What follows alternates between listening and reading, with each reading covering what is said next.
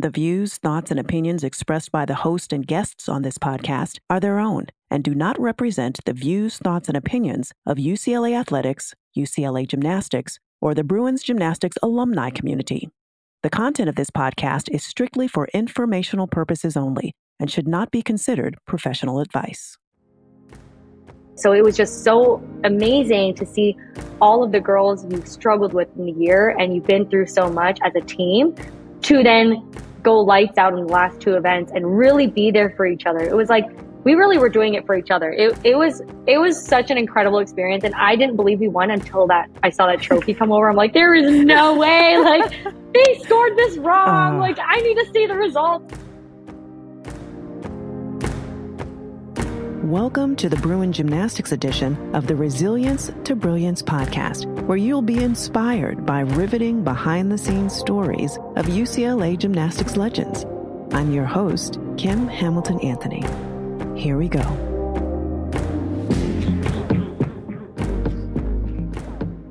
What happens when perseverance meets adversity? You develop resilience. Peng Peng Lee has had plenty of resilience training as she's worked to overcome challenges that came very close to derailing her gymnastics career. But with the help of supportive parents and coaches who saw greatness in her, even when she was sidelined, she was able to achieve what few gymnasts have ever done. She competed on the Canadian national team. She was a 3-time medalist at the Pacific Rim Championships and the honorary team captain at the 2012 Olympics. At UCLA, she was a 9-time All-American, the 2018 National Beam Champion, and she finished her career having scored 10 perfect tens. I sat down with Peng to discuss her gymnastics journey and how she pressed through multiple injuries and finished her collegiate career with a storybook ending. Here's part 2 of her story.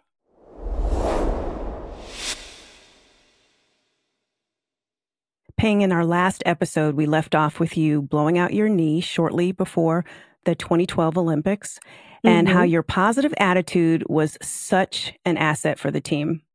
You gave some advice for anyone who might be going through some struggles trying to reach their goal. And just the positivity that you exude as a person is contagious. It really is. So during your time as you're training for the Olympics, you're the greatest Canadian athlete out there, right? You had to be recruited by several collegiate teams. So what made you choose UCLA? It's so funny because a lot of people think I was recruited by a lot of schools. I was only recruited by UCLA. No way. You are So what kidding had me. happened was... What happened? What had happened was we'll take it back to high school when I had my back injury. And for a lot of people who are maybe just listening to this podcast right now, but I had a year injury that took me out of the sport for a year. A back injury that took me out for a year. And I remember my teammate had gone off to UCLA. I don't even know what UCLA is. I'm Canadian. I'd only heard of Stanford and Yale. So UCLA was a little foreign to me. And she called me one day and said, Peng, you got to check out UCLA. I'm having so much fun. And, she was a little more serious in the gym. And I was thinking in my head, you're having a lot of fun in the gym? No way. I got to see this. What is that about? So I said, what is that about? I don't remember you having ever saying, training was so fun. So I ended up telling my family, I said, we got to go visit Elise Hopper-Hibbs at UCLA. She said she's having so much fun. And so they had, I think it was, they had a meet. And so I flew down with my family. My whole family came, and we ended up meeting Miss Val for the first time, which I thought was the first time. She actually came to our gym when I was 10, but she wasn't allowed to talk to me. So I don't remember her being there. And she loves to tell this story because I just ignored her. I don't remember her being there. You're 10. Hey. I'm 10. Yeah. So I met her for the first time at UCLA. I said, this was amazing. I wasn't a gymnast. So, I was only allowed to do planks and bird dogs. Wasn't allowed to run, jump at the time. This is when I had my back injury. I was in the very depths of my back injury. And she asked me, she said, Peng, what do you want to do, when you're finished this year of you rehabbing? And I said, well, I might go to tennis, maybe golf, because, my body, they told me I would never be a gymnast again. And so she said, oh, well, would you ever think about doing gymnastics again? And I said, yeah, I don't know if I can because they said that I can't. And so it was interesting because I told her I wasn't allowed to bend my back anymore. So bridges were out. I wasn't allowed to back walk over front aerial. A lot of things, gymnastics requires your back flexibility. And so we were going through my routine and she said, gymnastics in college is a lot different than elite gymnastics. So I wanted to do 2012 Olympics and then be done with gymnastics and then go into the entertainment space. And for me, that was my goal. So I didn't even look at college gymnastics, but Miss Val was just saying, college gymnastics, the difficulty is a lot different than elite gymnastics. And so we were kind of running through routines. And in my head, I'm like, I think I can do that. That seems a lot less than I thought. I thought it was like elite gymnastics. And so we were going through routines and I kind of started getting a little excited. And I said, honestly, I think if my back allows it, that sounds really like I've been doing these skills for so long. I think I can do it. And so it was interesting because she actually offered me a full scholarship on the spot. And I think we were all in shock at first. What? Okay, so you aren't even doing gymnastics at that time. No. And I wasn't even a gymnast. I didn't even have gymnastics in my future. And the way she worded it was, if you were to come back and do gymnastics again, we would love to have you on the team. And so, like, you're shocked.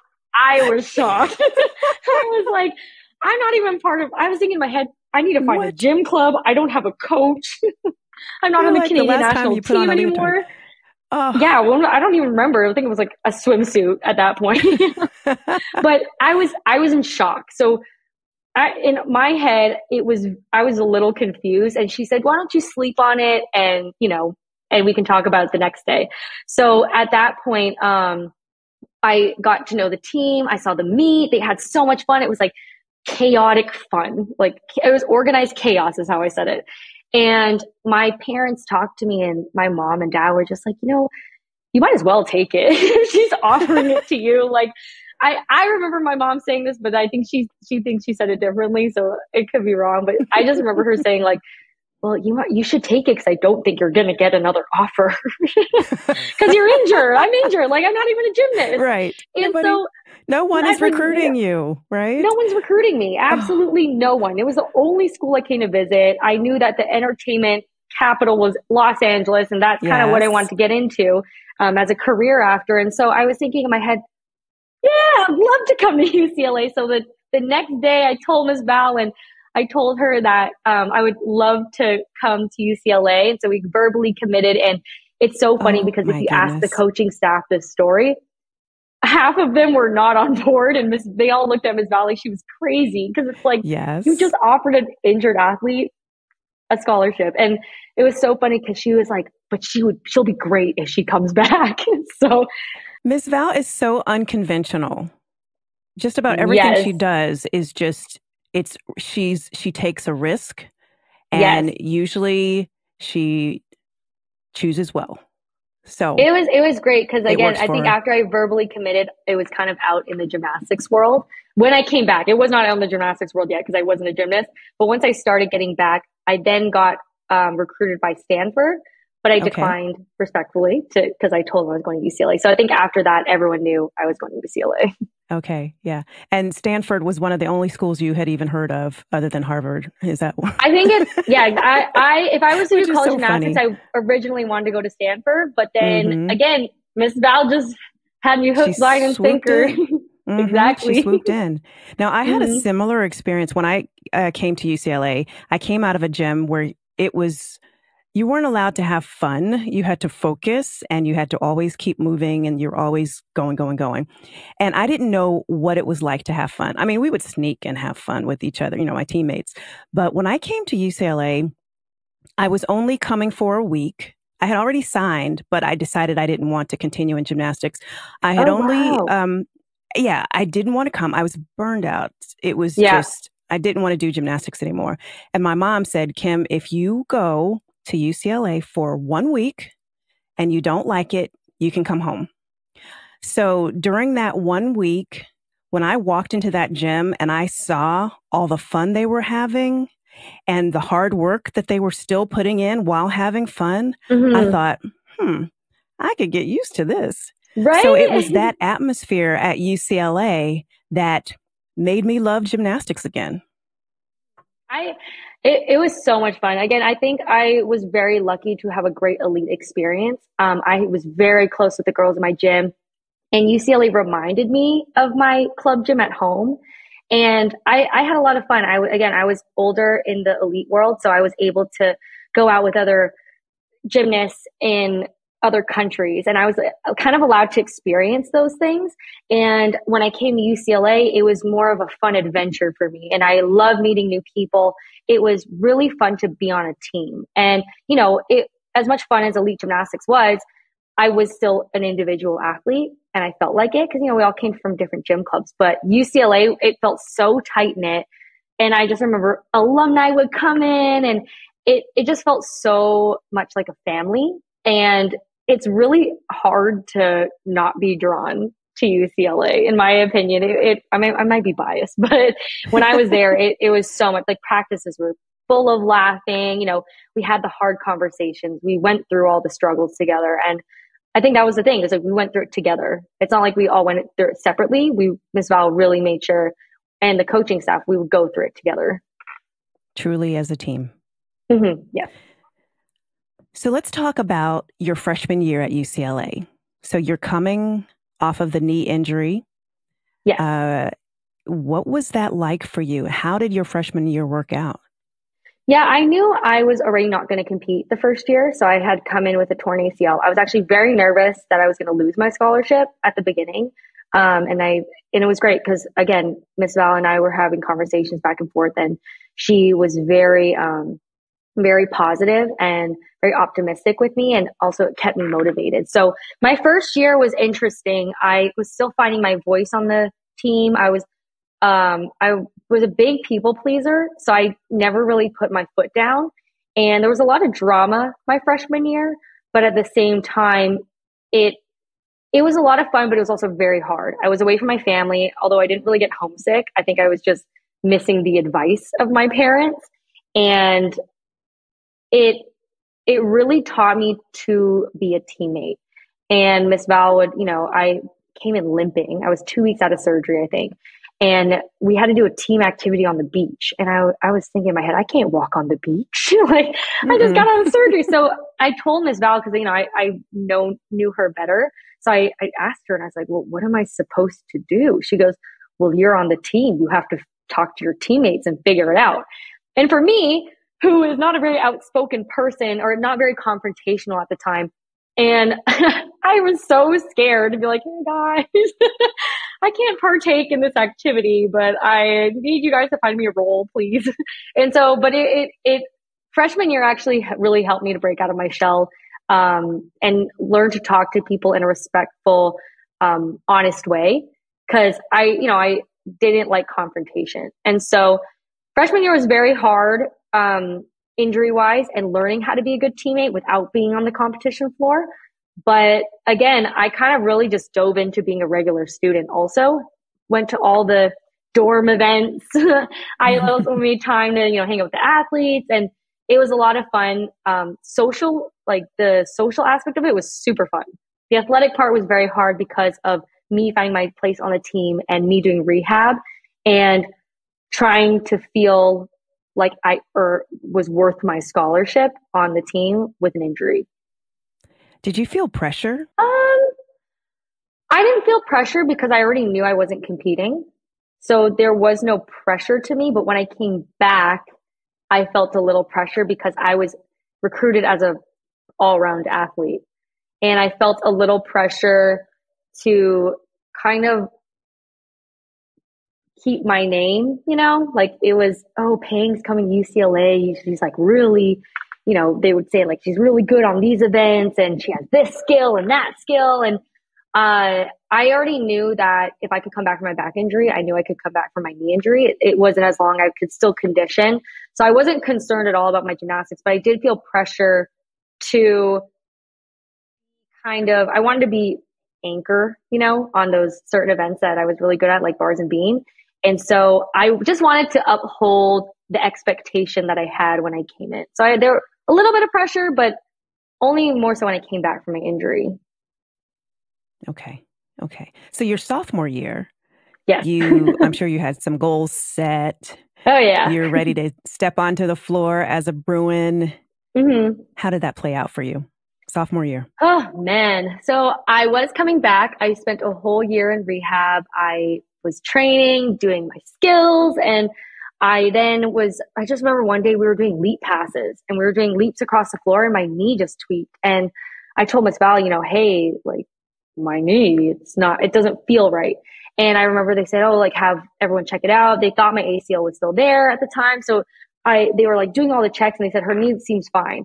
And so I kind of was like, I feel like we should get an MRI because when I jump, something's moving. So, and it didn't feel stable at all. So we got into an MRI and I went to the doctor, sat down with the doctor, and he looked at the scans and he just goes, well, your ACL is not there. And I was like, what do you mean it's not there? He's like, well, It didn't take to your body. It disintegrated because I had a cadaver done. So I actually had another foreign tendon in my body, and my body rejected it. I was mortified. Goodness. I went into a whole disbelief. I think that second time hearing it was worse than the first time I tore it because I had spent a year in rehab.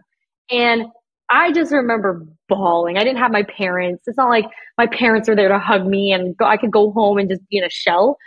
I had to walk from the athletic center all the way back to the dorms. I'm like crying. My eyes are red.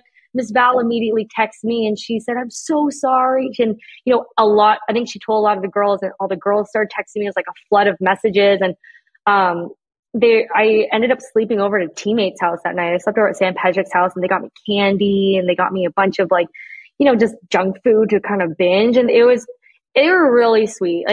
That was really rough. And I just remember a guy coming out of the elevator. I think it's just a football player.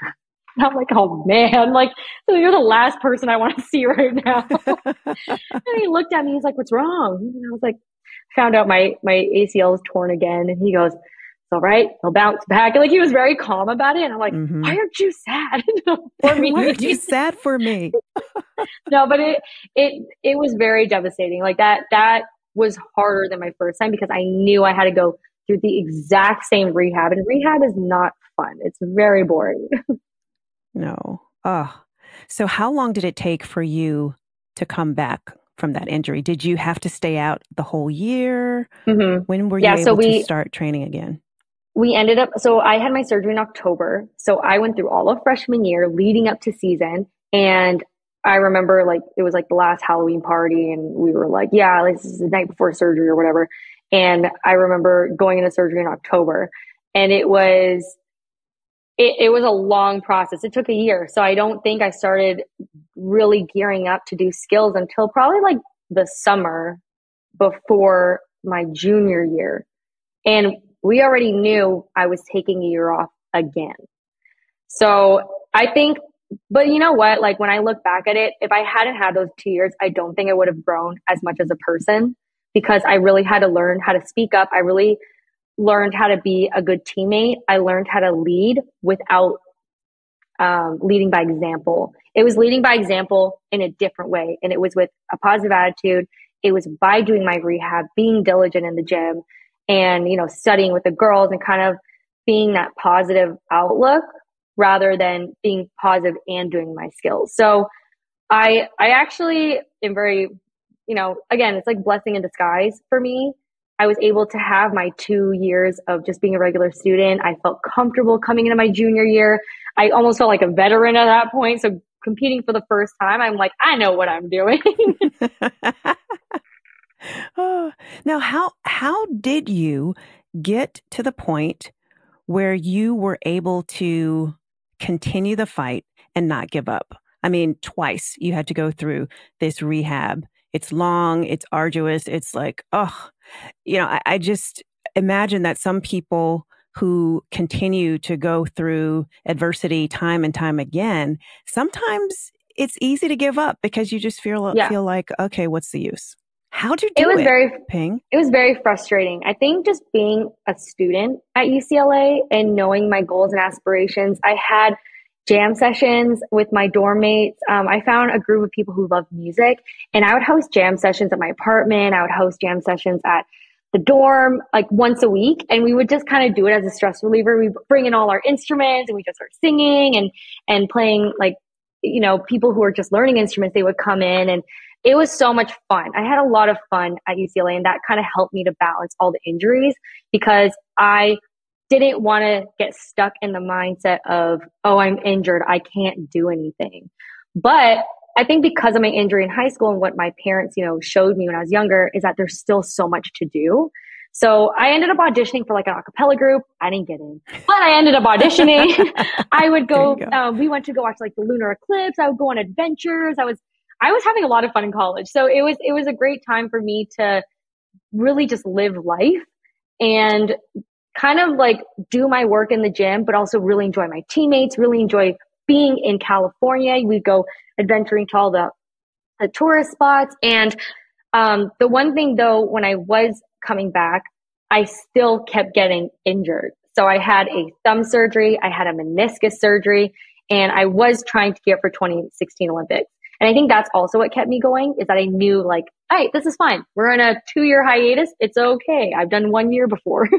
So I think in my head, like I knew I could do it. I think I just had that I know I can do it mindset.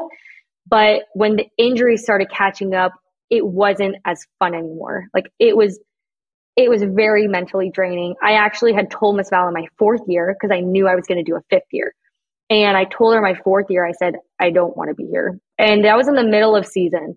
And Miss Val, I told her, I said, I think I'm going to quit because it was too much for me. And not so much the schooling and being an athlete, it's just gymnastics itself. And it wasn't the teammates. It wasn't anything like that. It's just, I was so tired of having to call my mom, be like, I'm injured again, crying on the phone, and her having to come down for another surgery, going under, getting all like these drugs and like me feeling nauseous and like falling behind in school because of my injuries and surgeries.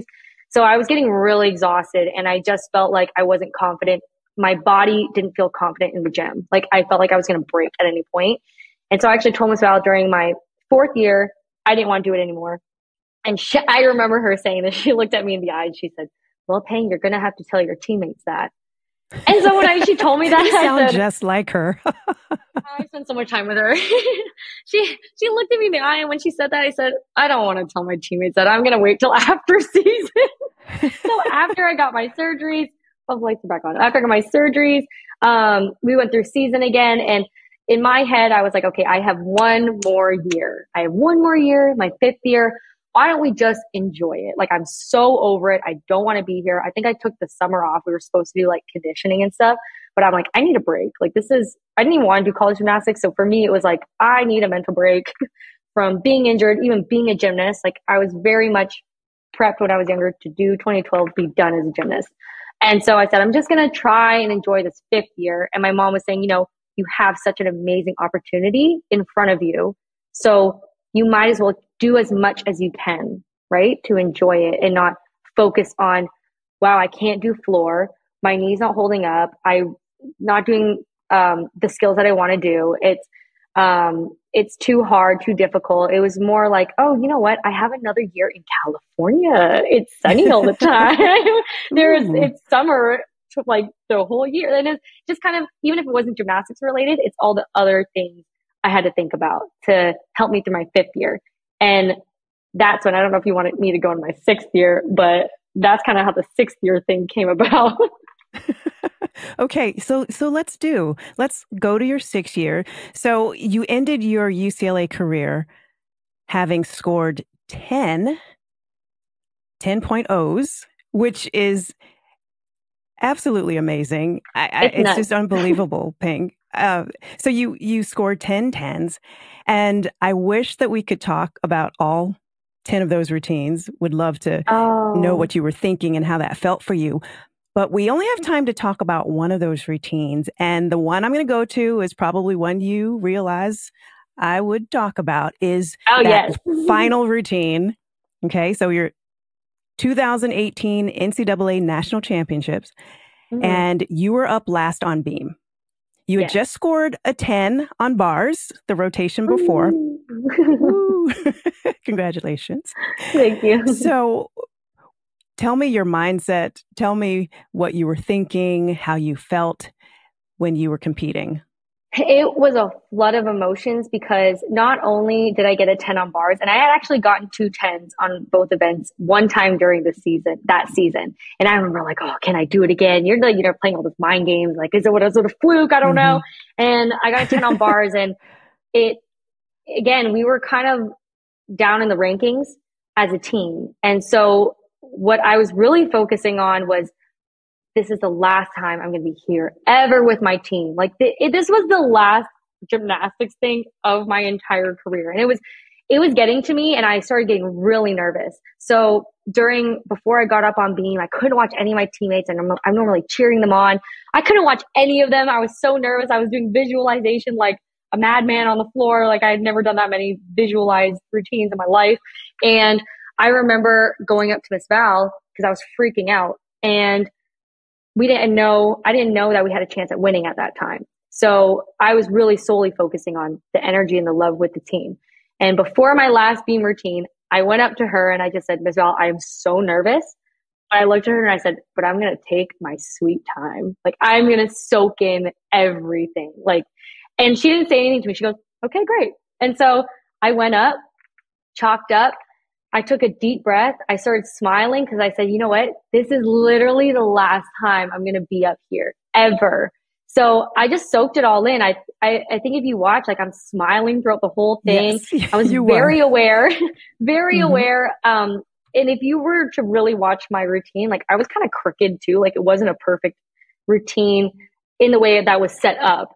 I felt very good in it. And like my back handspring wasn't that straight, but I was like, yeah, no, this is my last back handspring thing ever. And so I was like playing it off. Like I was like, yes, this was amazing. Yes. And then I just remember doing my spin double, and it was a little off, but then I just kept like pushing through it. I felt like I was performing. Like I would never stop performing. And you looked good.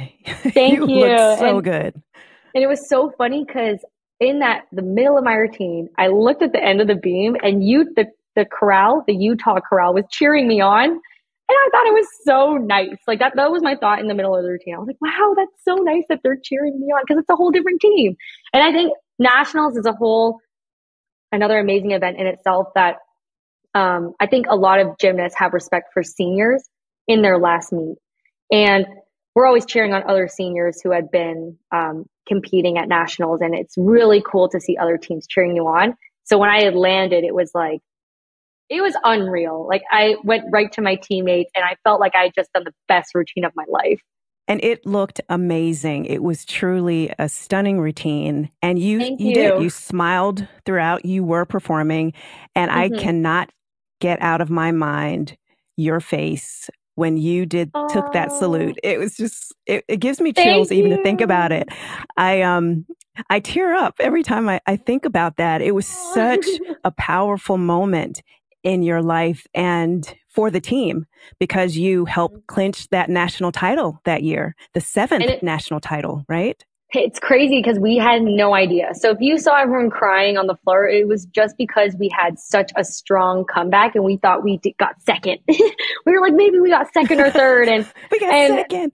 Yeah, we were so happy for each other. And I think because those 2 routines, bars, even though like maybe when I entered my back handspring was a little crooked, genuinely those 2 routines were probably the best routines I'd ever done in my career. Even on bars, it was the best routine I'd ever competed. And so I think too, like a lot of girls were having, they PR'd or they had their best routines of that season. And so it was just so amazing to see all of the girls you struggled with in the year, and you've been through so much as a team, to then go lights out in the last 2 events and really be there for each other. It was like, we really were doing it for each other. It was such an incredible experience. And I didn't believe we won until I saw that trophy come over. I'm like, there is no way. Like they scored this wrong. Like I need to see the results. Cause again, like I wasn't paying attention. So I was in disbelief when I saw UCLA above everyone. Oh, what a way to end your career. And I mentioned earlier that it was such a special routine. The win for you, the win for UCLA was huge. But I think just after hearing your entire story, it's all the more special. Peng, what Yeah, you've been through it's amazing. It really is. thank you. I appreciate it. It it was one of the most incredible experiences I've had like in my life. And again, like I've learned that because I'm 5 years out, I'm not trying to recreate that moment. I'm like, you know what, that Hmm. moment is its moment, and that's why it was so special. And so it's really fun, like going back. I vlogged that entire year, so I took my camera everywhere because I'm like, I don't want to forget my 6th year. I think that's kind of where I was at. Because I used to journal a lot, and I would write stories about my competitions. I write down. I think the first time I went to France for a competition when I was 12, I had a diary and I wrote it down. And I was just talking about food. I was like, wow, there's a really good steak that I had. It was like, 12-year-old That's what we care mind. about most, right? Food. Exactly. But It's I was important. like, oh, it'd be so fun to video it. And I'm so happy I video recorded because my teammates and I will watch, the vlogs every now and then. And we're just saying, like, there was such a fun time in our life.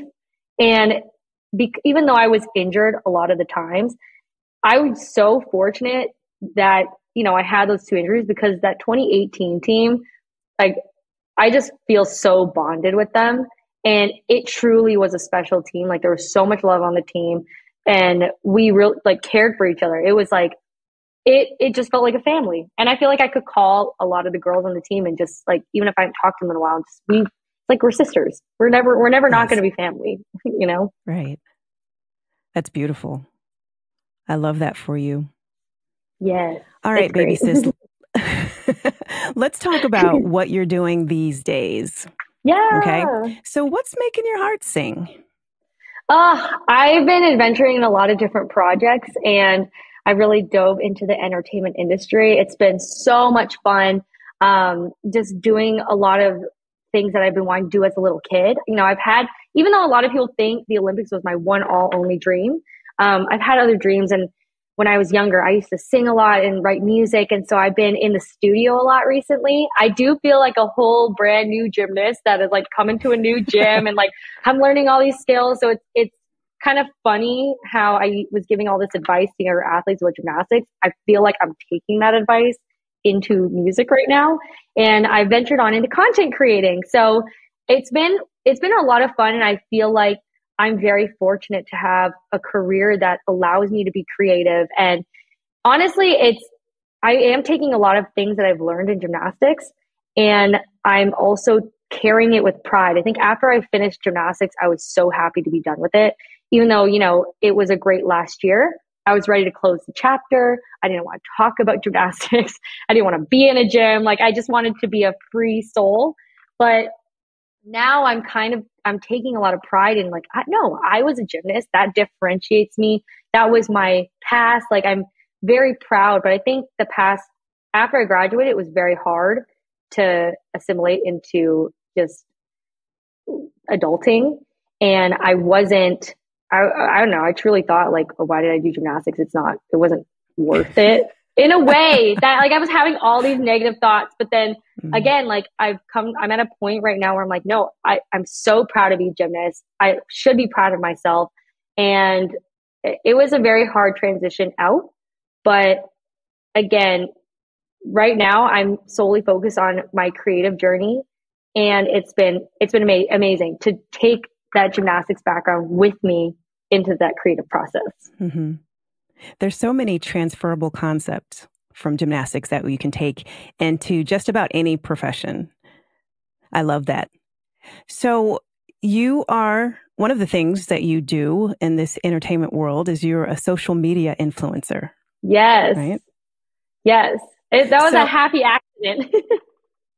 a happy accident. Okay, so you have around 5.6 million viewers on TikTok, and that was an accident. So, do tell, how did you get I started doing that? Okay, I say it was a happy accident because during COVID there was not a lot of things happening, and I went home to Canada, and so my mom's like, you need to come home right now. So I went home to Canada. There's nothing going on, and I said, I still want to create. I want to still push myself. And a lot of the things I was doing after college had to do with gymnastics still. And my Instagram, my YouTube was all surrounded by gymnastics. And a lot of people were saying, well, why don't you get into fitness? I'm like, I don't want to work out. I worked out for my entire life. Like that would be pulling teeth for me to do working out content. So for me, I heard about this app called TikTok, and a lot of little kids were like, oh my God, like, have you done this dance? I'm like, I don't know what that is. And I remember I was like, you know what? I'm going to get on TikTok, not tell anyone about it, and do all the things I want to do, all my entertainment dreams on this app. And so I was doing music. I was doing like a bunch of different things. And I just remember while I was creating, I was testing out things. And I was like, oh, shoot, is gymnastics kind of the direction I have to go back in? And, a video did well, but then I started having a lot of fun with these editing tools. And so over COVID, I think it sparked a whole new interest in me. And I call it a happy accident because I never would have discovered it if I just didn't give it a try. Like it wasn't like I'm going to be a content creator. Like I never had that in my mind. So I call it a happy accident because I'm so fortunate that, my videos were doing really well, and it really excited me. And it was exciting because no one knew I was a gymnast. And for me, I did a flip in my video and I did splits, and they were like, why is she so flexible? And then, they were like, oh my gosh, you can flip. And I texted my teammates because again, as a gymnast, you do it your entire life. It's your whole identity. And I think some gymnasts are tired and they just, it's a little burnout. You just want to be known for something else. And I texted my teammates and I said, guys, they don't even know I can flip. And it was, you flip. Yeah, exactly. And I love that ambiguity and just being able to be myself and not someone liking me for gymnastics, not someone liking me for what I can do, because that was my identity my entire life. Like, oh, you can do that. Ooh, I kind of like you because you do that specifically. So I wanted them to get to know me as a person and also my interests. And again, I didn't have gymnastics anymore. I was very happily retired. And so, but content creating has been absolutely amazing. It's been so much fun. It has its own ups and downs in itself, but I've been meeting lots of really cool people. It's been opening doors for me. And I'm so thankful that I, just continued on wanting to create and build a platform for myself, because I got that advice in college was, since I didn't have time to do all the internships and all of that stuff, I treated social media kind of like my online LinkedIn in a way, but I was having a lot of fun. There you go. Well, I have seen lots of your videos. They are so amazing. The tools that I'm just like, how does she do that? And you do have the videos where you show how you're doing it. I still don't understand, but it looks good. It's fabulous. And we are actually the opposite when it comes to social media. You wash your face, put on deodorant, change your clothes, for on social media. And it's hard for me to even put a quote out there, a post. So we are total opposites. So what is it about social media and what you're doing in that space that gives you the greatest joy? The thing that gives me the greatest joy, I wish I could meet all of I call them penguins. I wish I could meet them, because I think I'm so accustomed to gymnastics that you meet the young gymnasts and you get to talk to them and all that stuff.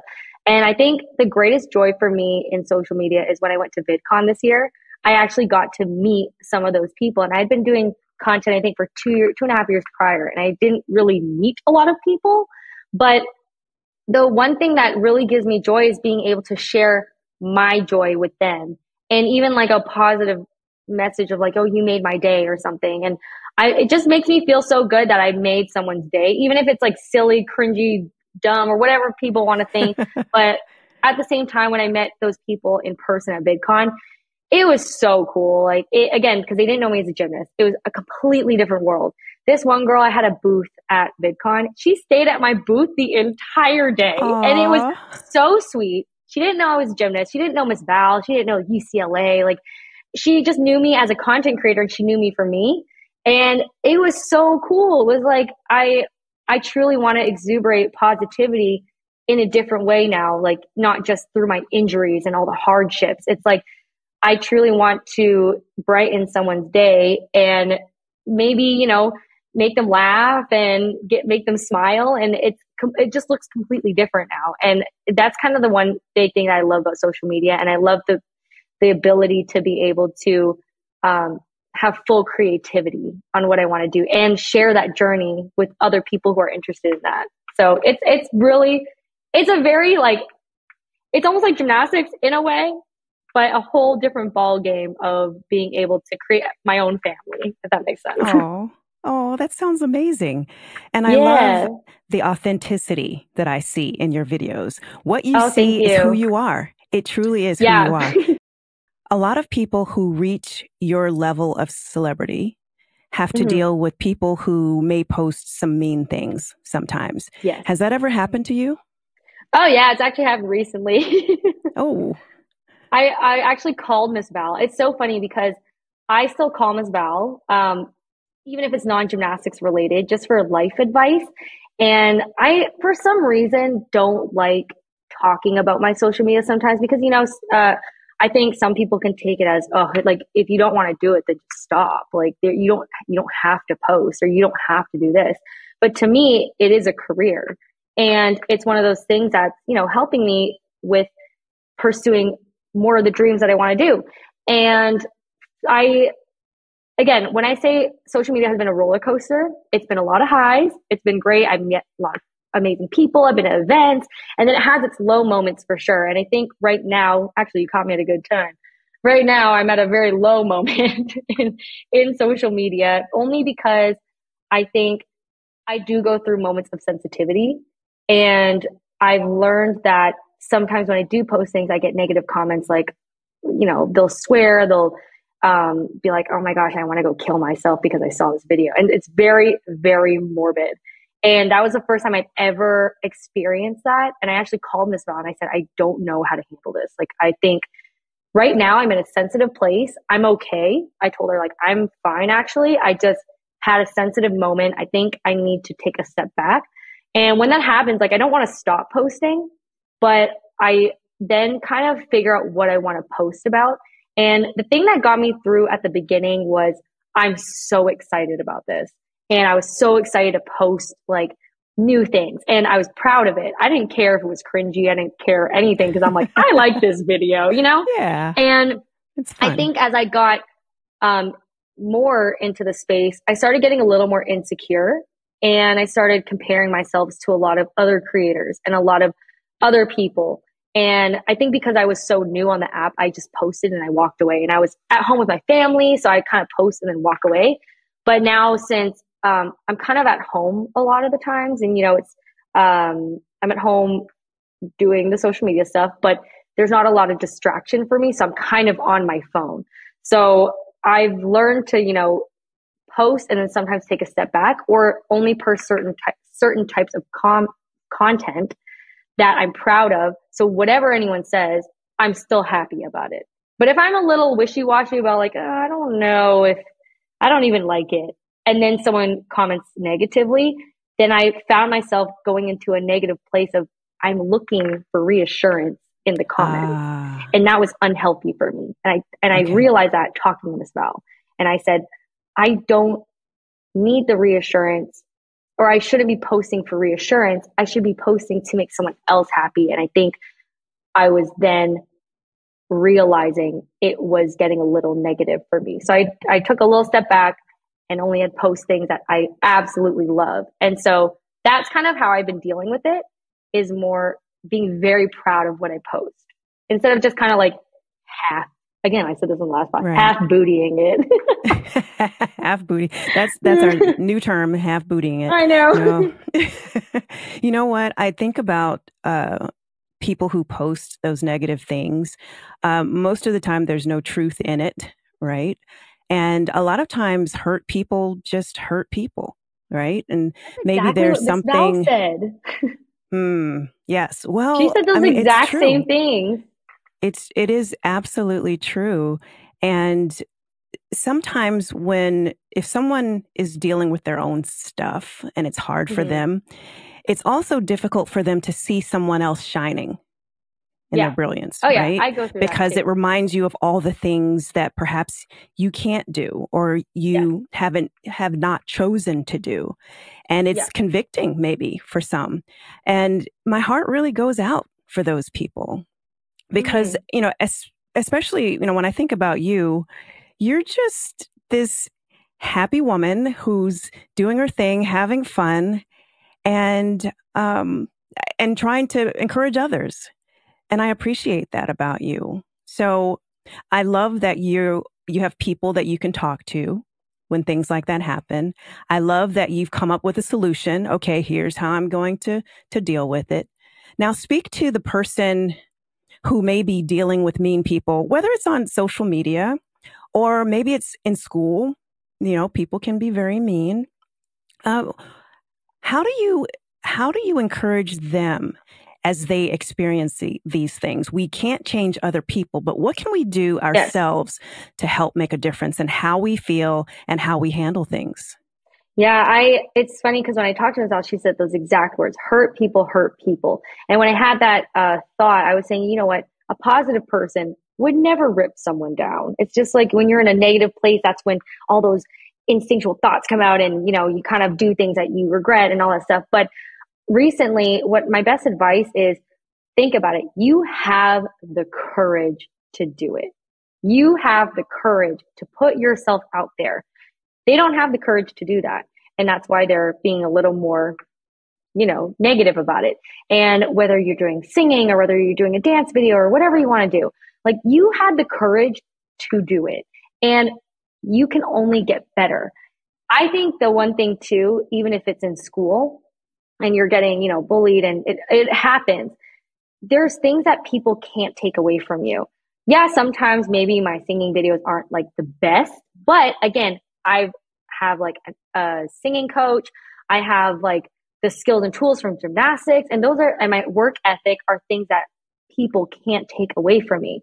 So there are things that every individual has that's positive that no one can take away from you. So whether you're doing something and maybe like you tried and they're ripping on you for trying, but you had the courage to try. And there is no such thing as failure, is what I learned at UCLA. Because what we learned is if you fail, you actually succeeded in it. So you succeeded in something.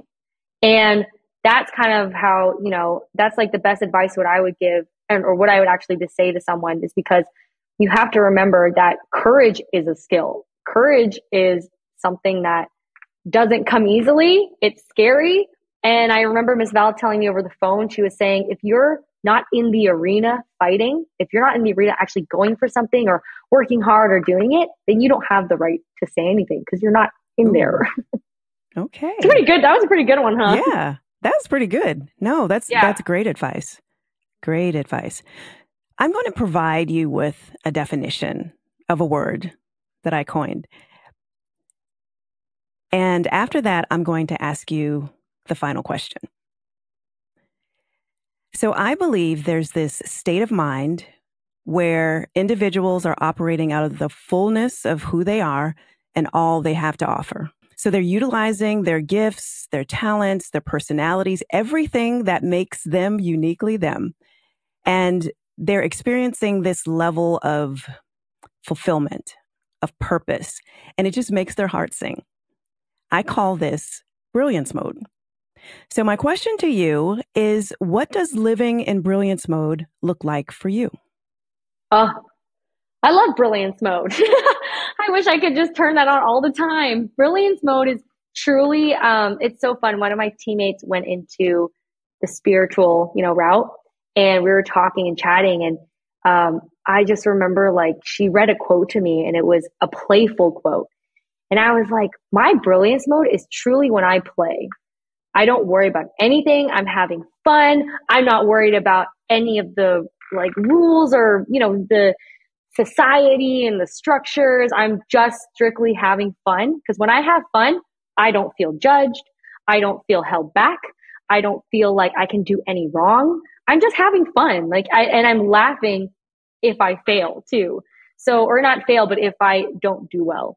And my brilliance mode is truly just me playing. And I'm out of my head. I feel not judged, and I can laugh at even if I fall, and just uh get through all those hard times. So it's play. I have this thing on my wall and it says it's playtime, or it's time to play. That's what I have. So like, even if I'm going into like, say, a situation where I'm stressed or I'm nervous, I'm like, wait, Peng, it's time to play. It's time to go have, it's time to just be, because life is so short. And I truly think like life is meant to be able to be happy and enjoy even the hard moments. So again, it's time to play. That's my brilliance mode. Peng Peng, your positivity and enthusiasm is absolutely contagious. Thank you so much for sharing your story. Well, thank you so much. I love hanging out with former UCLA sisters. It's so great. I love it. Yeah, thank you so much for having me. I really appreciate it. It was great talking, about gymnastics all over again.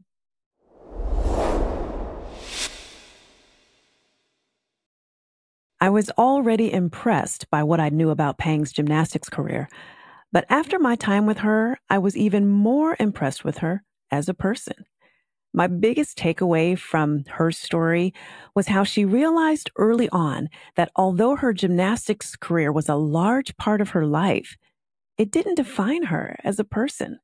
She allowed herself to explore new things and found joy in developing her other talents as well. And even though her transition away from gymnastics wasn't easy, I believe that it was her willingness to explore new things and adjust how she would pursue her career that actually ended up opening doors for her to do what she longed to do.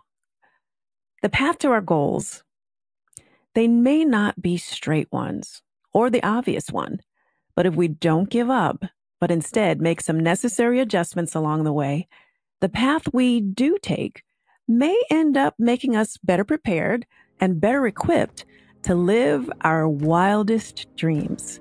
So remember, whatever you do, give it your all. And as Peng would say, don't do anything half booty.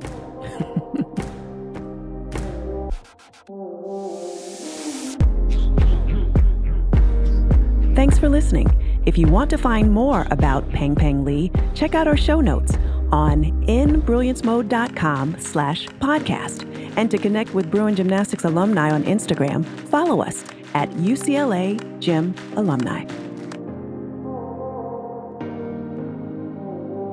Any use of this podcast without the express written consent of Brilliance Mode is prohibited.